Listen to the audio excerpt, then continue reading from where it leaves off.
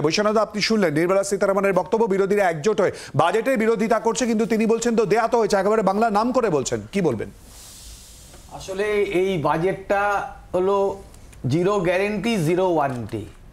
এই বাজেটে সাধারণ মানুষের কথা নেই। দেশের যে সামগ্রিক যে দেশের মানুষ জনসংখ্যা, সেই জনসংখ্যার যদি 100টা পরিবারের সাহায্যের জন্য বাজেট করা হয় তাহলে আলাদা কথা, কিন্তু সামগ্রিক যে দেশের মানুষ তাদের কথা এখানে বলা হয়নি।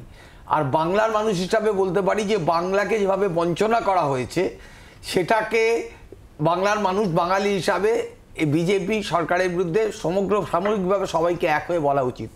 এবং এখানে আপনারা দেখেছেন যে অন্ধ্রপ্রদেশ এবং বিহারকে তারা যেহেতু ওই স্ক্র্যাচ নিয়ে এদের সাপোর্ট নিয়ে সেন্ট্রাল গভর্নমেন্ট চালাচ্ছে, বলেছিল 400 কি পার 240-এ থেমে গেছে, বাকি সাপোর্ট নিতে হয়েছে তেলেগু দেশম আর বিহারের সময় নীতিশ কুমারের, তাই যার জন্য ওদেরকে প্যাকেজ দেওয়া হয়েছে। কিন্তু বাংলায় যে 1,03,000 কোটি টাকার দেনা রেখে চলে গেছিল, বাংলার আজকে যে সেই অবস্থা থেকে লড়াই করতে হয়েছে, সেখানে বারবার বলা সত্ত্বেও বাংলার জন্য কোনো আর্থিক প্যাকেজ দেওয়া হয়নি। 10 সেকেন্ড নিচ্ছে আপনার বক্তব্য থেকে। নির্মলা সীতারামন বলেছেন সংসদে দাঁড়িয়ে, তৃণমূল কংগ্রেস এখন আমাকে প্রশ্ন করছে যে কেন বাংলাকে কিছু দেওয়া হয়নি। বিগত 10 বছরের প্রসঙ্গ তিনি উল্লেখ করেছেন এর প্রসঙ্গ নিয়ে। বৈশ্বনাথ, নির্মলা সীতারামন তো এই নিয়ে 7 বার বাজেট পেশ করলেন। উনি আমাকে দেখিয়ে দিন যে এবারে যে দুটো দল যাদের সাপোর্ট নিয়ে এনডিএ গভর্নমেন্ট চলছে, সেই দুটো রাজ্যকে তারা, আমরা সেই রাজ্য পেয়েছে বলে আমাদের তাতে কোনো অসুবিধা নেই, কিন্তু বাংলাকে কেন বঞ্চিত করা হলো? আমাদের 100 দিনের টাকা আটকে রাখা হয়েছে কেন? আমাদের আবাস যোজনার টাকা আটকে রাখা হয়েছে কেন? এই উত্তরগুলো তো নির্মলা সীতারামনকে দিতে হবে। নির্মলা সীতারামন যদি মোদির খুব আপনজন যারা তাদের স্বার্থ দেখেন, আর মানুষ খেটে খাওয়া প্রান্তিক গরিব সাধারণ মানুষ তাদের স্বার্থ না দেখেন, তাহলে তো তার এই বাজেটের কোনো মানেই হয় না। সম্বিত, ঠিক এই জায়গা থেকেই যাব। তৃণমূল কংগ্রেসের বক্তব্য, আপনজনের জায়গা যদি দেখা হয়, অর্থমন্ত্রকের তরফ থেকে বার্তা স্পষ্ট, দুটি রাজ্যের কথা। শুধুই কি বঞ্চনার কথা, শুধুই কি বিরোধিতার জন্য বিরোধিতা, নাকি বাজেটে তার প্রতিফলন পাওয়া গেছে মধ্যবিত্তের দিকে নজর রেখে এবং বৃহত্তর স্বার্থে? শিলাদিত্য, যদি আমরা দেখি যে এইখানে বাজেট যেভাবে পেশ করা হয়েছে, সেটার অন্যান্য বাজেটগুলোতে আমরা তাও একটা থিম খুঁজে পেতাম, যে কি থিমের উপর ভিত্তি করে একটা রূপরেখা তৈরি করার চেষ্টা হয়েছে। যেখানে নরেন্দ্র মোদী সরকার বারবার বলে আসছে যে বিকশিত ভারতের কথা বলে আসছেন, 2047-এ কি হবে সে কথা বলে আসছেন, তৃতীয় বৃহত্তম অর্থনীতি হওয়ার কথা বলে আসছেন, কিন্তু তার প্রতিফলন কিন্তু আমরা এই বাজেটে খুব একটা দেখতে পাই। আপনি যদি বলেন যে কি কোন ক্ষেত্রে সবচেয়ে বেশি অ্যালোকেশন হয়েছে বা কোন ক্ষেত্রতে বেশি জোর দেওয়া হয়েছে, আপনি সেভাবে খুঁজে পাবেন না। যেটা এই মুহূর্তে সবচেয়ে বেশি সমস্যা, রাজ্যগুলোকে অবশ্যই সবাইকে সমানভাবে বন্টন করা, উন্নয়নের জন্য অর্থ বন্টন করা, সেটা সমানভাবে হয়নি, সেটা খুব পরিষ্কার। যদিও নির্মলা সীতারামন বলার চেষ্টা করেছেন যে সব রাজ্যের নাম তিনি নিতে পারেননি, সেখানে শুধুমাত্র অন্ধ্রপ্রদেশের নাম এসছে বা বিহারের নাম এসছে। তিনি মহারাষ্ট্রের কথা বলেছেন, সেখানে 76,000 কোটি টাকার একটা বন্দরের কথা তিনি ঘোষণা করেছেন, কিন্তু সেটা আলাদা করে বলেননি। কিন্তু এটা স্পষ্ট হয়েছে যে পশ্চিমবঙ্গ হোক বা তামিলনাড়ু হোক বা কেরালা হোক বা কর্ণাটক হোক, তারা কিন্তু আলাদা করে প্রচুর পরিমাণ অর্থ কিছু পায়নি। যে প্রক্রিয়া চলছিল, যে প্রজেক্ট চলছিল, তাতে কিছু কিছু বরাদ্দ হয়েছে, হয়তো সেইটুকুনি হয়েছে। অন্যদিকে যেটা সবচেয়ে বড় সমস্যা এই মুহূর্তে দেশে, সেটা হচ্ছে বেকারত্ব। যে বেকারত্বটা আপনি ওরকমভাবে দেখতে পাবেন না হয়তো, কিন্তু নতুন করে কোনো কাজের যে কর্মসংস্থানের যে সুযোগটা, বিশেষত প্রাইভেট সেক্টরে, কারণ গভর্নমেন্ট খুব একটা বেশি চাকরি দিতে পারে না বা পারছেও না, তো যেখানে প্রাইভেট সেক্টরে চাকরি দেওয়ার কথা, সেইখানে শুধুমাত্র কিছু স্কিম ঘোষণা করা হয়েছে, যে ইপিএফওতে যারা নতুন আসছে, নতুন যোগ দিচ্ছে কর্মক্ষেত্রে, তাদের জন্য একটা টাকা আলাদা করে রাখা হয়েছে। ইন্টার্নশিপ স্কিম, যেটা কংগ্রেস বলছে তাদের ম্যানিফেস্টো থেকে চুরি করে নেওয়া হয়েছে, তার জন্য কিছু টাকা রাখা হয়েছে। কিন্তু সামগ্রিকভাবে যে একটা ফোকাস থাকবে, একটা দিশা থাকবে, যে কোন দিকে নিয়ে যাওয়ার চেষ্টা হচ্ছে অর্থনীতিকে, কোনটার উপরে বেশি জোর দেওয়া হচ্ছে। এর আগেও আমরা দেখেছি যে ডিজিটাল ইন্ডিয়ার দিকে নজর দেওয়া হয়েছে। একটুখানি আটকাচ্ছি, দিশার কথা তুমি বলছো। আজকে সংসদে দাঁড়িয়ে অভিষেক বন্দ্যোপাধ্যায় বাজেট, এই বাজেট সম্পর্কে তিনি ঠিক কি বলেছেন শুনিয়ে দেব। Budget, BUDGET, it is 6 letters, and I will explain all 6 letters in details. B for betrayal. BJP promised achhe din before coming to power.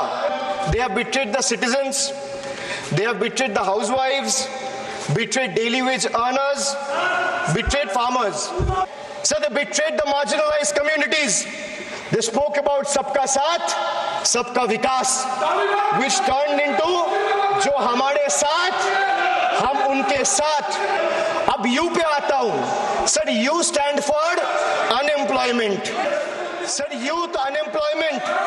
Modi ji ki तीसरी बार বাজেটকে ইতিমধ্যে যে ভাষায় অভিষেক বন্দ্যোপাধ্যায় পর যে এক্সপ্লেন করলেন সেই জায়গা দাঁড়িয়ে বিরোধীদের অবস্থানের কথা স্পষ্টভাবে বলে দেওয়া হচ্ছে। ঠিক এই জায়গাতে দাঁড়িয়ে আমি প্রশ্ন করব অনিন্দদাকে। অনিন্দদা, ঠিক কি মনে হয় এই জায়গায় দাঁড়িয়ে মূলত একেবারেই কি বিরোধীদের যে বক্তব্য বারবার করে যে কিছুই দেয়া হয়নি সেই বার্তাই কি বারবার করে উঠে আসছে নাকি না বিরোধীদের বিরোধিতা? না, দেখুন, এটা আসলে জনমুখী বাজেট না, এটা আসলে শরিকমুখী বাজেট। দুজন শরিক যাদের স্ক্র্যাচের ওপরে ভর করে এই সরকার চলছে তাদেরকে তুষ্ট করার বাজেট বা তাদেরকে তুষ্টি করার বাজেট। কেন উনি একটা সময় বলেছিলেন আত্মনির্ভর ভারত, আজকে আমরা দেখতে পাচ্ছি যে চন্দ্রবাবু নাইডু আর নীতিশ কুমারের ওপরে ভর করে তাকে এই সরকারকে চালাতে হচ্ছে। প্রথম আমি আসছি এমএসপির প্রশ্নে। দেখবেন ব্যাংকের সুদ কমিয়ে দিয়েছে সীতারামন। ব্যাংকের সুদ কমিয়ে দেওয়ার ফলে পেনশনভোগী যারা ওই এমএসপি আপনার মিউচুয়াল ফান্ডে টাকা রাখতো, সেই লং টার্ম ক্যাপিটাল গেন সেটা কিন্তু আস্তে আস্তে বেড়ে যাচ্ছে এবং ইন্টারেস্ট দিতে হচ্ছে। যেটা 10% ছিল, যেটা প্রথমে কংগ্রেস সরকারে আমরা 0% দেখেছিলাম, তারপরে দেখলাম যে বাজপেয়ী মোদী সরকারে 2014 সালে আমরা সেটা 10%, এখন 12%। অতএব আপনাকে 8,75,000 টাকা যদি হয়, সেখানে আপনি দেখতে পাবেন যে সেখানে কিন্তু লং টার্ম যে ক্যাপিটাল গেন সেখানে 1 লক্ষ টাকা অবধি দিতে হবে। এবং অটল বিহারী বাজপেয়ী সরকার এনপিএস স্কিম চালু করেছিল, অতএব পেনশনকে তুলে নেওয়া হয়েছিল।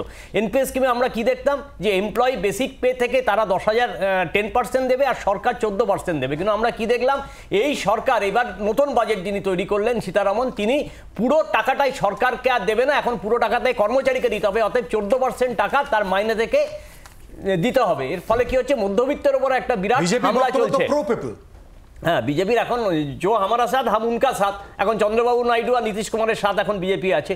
এবার কৃষি ঋণের ক্ষেত্রে আমরা কি দেখছি, এমএসপির ক্ষেত্রে কি দেখছি, এমএসপিকে আইনি অধিকারের মধ্যে আনা হচ্ছে না, যার ফলে জিনিসপত্রের দাম আগুন ছোঁয়া হচ্ছে।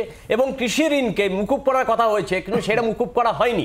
এবং আমরা জানি যে ডক্টর মনমোহন সিং সরকার এবং রাজীব গান্ধী সরকার দুবার এই কৃষি ঋণকে মুকুব করেছিল কৃষকদের স্বার্থে। আসলে এটা কর্পোরেটের বানিয়ে দেওয়া একটা বাজেট, যে কর্পোরেটকে খুশি করার জন্য এই বাজেট তৈরি করা হয়েছে। সাধারণ মধ্যবিত্ত, নিম্ন মধ্যবিত্ত এদের কথা ভাবা হয়নি এবং বাজেটে ট্যাক্সের কথা ভাবা হয়নি।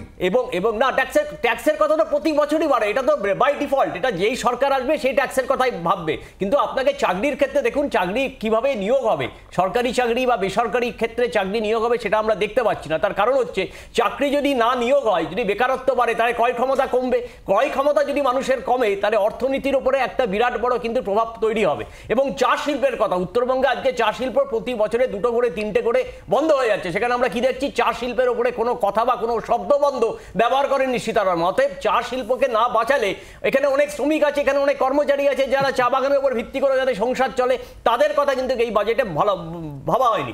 এবং লাস্টে আমি বলবো স্টুডেন্ট লোনকে কি বলছে, 3% করে স্টুডেন্ট লোন দিতে হবে, যেটা কংগ্রেস সরকার বলেছিল তার ইস্তাহারে যে স্টুডেন্ট লোন বা ইন্ডিয়া জোট বলেছিল স্টুডেন্ট লোনকে মুকুব করা হবে। অনুদান দিচ্ছে না, কিন্তু মাথায় রাখবেন দিচ্ছেন 3% করে লোন। অতএব 3% লোন একজন স্টুডেন্ট সে চাকরি পাবে কিনা গ্যারান্টি নেই, কিন্তু পড়াশোনার পর তাকে যদি চাকরি পেতে হয়, তাহলে না পেলেও তাকে কিন্তু এই 3% লোনটা যতদিন উনি বাঁচবেন তাকে দিতে হবে। ফলে এই বাজেট আসলে হচ্ছে সাধারণ মধ্যবিত্ত, নিম্ন মধ্যবিত্তের উপরে কষাঘাত করা হয়েছে। উনি কিছু মানুষকে, কর্পোরেট সোসাইটিকে তুষ্ট করার জন্য এই বাজেট করেছে, যে বাজেটের আমরা সম্পূর্ণ বিরোধিতা করছি।